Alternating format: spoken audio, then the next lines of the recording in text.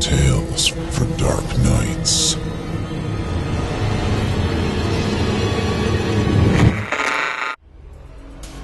The following performance is a first-round entry in the Evil Idol competition, in which the winner of the contest will become a permanent member of the Chilling Tales for Dark Nights voice acting team.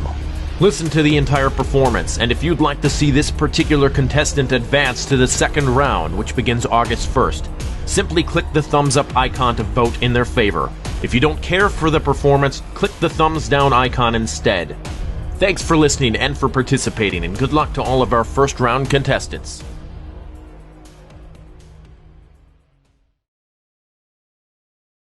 Hellbox, written by DJ Collins, performed by Braandon Davis, for Chilling Tales for Dark Nights and the Evil Idol competition. When I was a boy, I loved rooting around in my grandfather's barn. He was a pack rat, so the barn was crammed with dusty signs, rusty tools, and mysterious farm equipment. One summer, I was building a fort, and I dragged out a sturdy wooden box with thick sides. It looked useful, but Grandpa shook his head. "No, don't use that," he said. "That belonged to my grandfather. It's his hell box." "What's that?" I asked. "I never told you his story."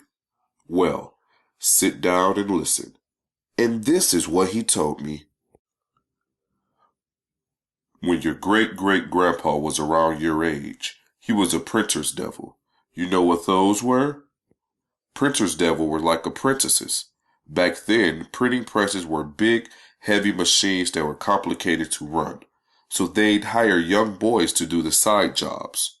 The boys were called devils because they were usually covered in black ink, or because devils get the blame when things foul up. Grandpa worked for a fella named Carter. Carter was hard as nails and mean as a rattlesnake, until one day he wasn't. Grandpa didn't understand this sudden personality change, but for a month he actually liked working at the shop. Then came the day when the sheriff strolled in for a visit. "Sorry to hear about Delia," said the sheriff. "No reason," said Carter with a grin. "Leaving is the best thing she ever does." "Could be," agreed the sheriff, "but you two always square things up when she comes back." Carter laughed real big and pointed over to where Grandpa was sitting beside the very box. "Sure, we'll square things up," said Carter, "when that little devil pulls Shakespeare out of the Hellbox." Now see, a Hellbox was for scraps, printing used metal letters, and whenever they got cracked or worn, they were tossed into the Hellbox until they could get melted down and recast. Grandpa thought Carter's comments about the Hellbox was pretty funny, so while the men kept talking, he started taking out random letters and lining them up one after another. The men didn't notice at first, but when they wandered by, they stopped and stared. Plain as day, the letters had made a sentence. "If you wrong us, shall we not revenge?" And then two more words, "Rosebush." Carter turned white as cotton. He backed away quickly, but bumped into the press.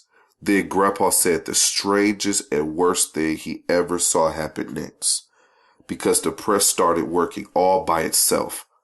In a flash, it yanked Carter in and chewed him up. It was a horrible way to go. And that's your great-great-grandpa's story. "I don't get it," I said. "Why was Carter scared?" Grandpa laughed.